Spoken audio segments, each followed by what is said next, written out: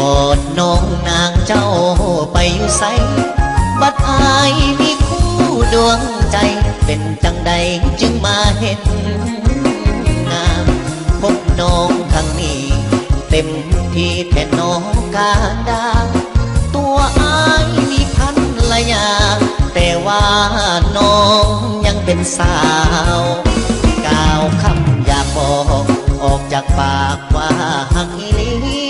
แต่ของประเพณีของเรามีเมียหนึ่งคน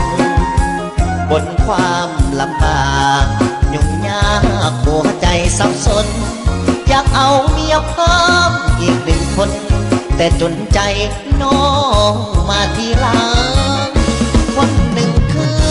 เมียคนสองก็คือน้องนางตัวอายคนกลางหาทางต้องเลือกหนึ่งคนอยากเลือกน้องสาวย่านเมียตีผัวตายบ่ดนลำบากกับหญิงสองคนจำเป็นปล่อยนางเลือกเมียเอาจังสีลาอายว่าคบแบบน้องสาวญาติเป็นเรื่องเป็นราวน้องสาวจะได้โกรธเคืองเตือนใจตัวเองเกรงใจน้ำมีอยู่เรือนสองเอานั้นเปรียบเสมือนหักเท่าฟ้าแต่ว่าขาเมีย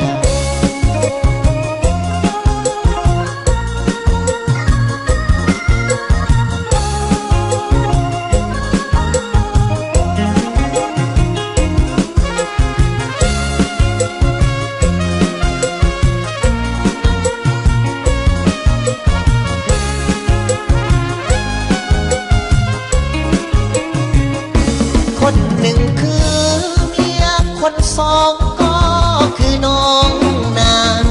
ตัวอายคนกลางหาทางต้องเลือกหนึ่งคนอยากเลือกน้องสาว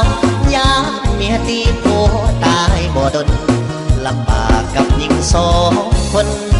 จำเป็นปล่อยนางเลือกเมียเอาจังสีลา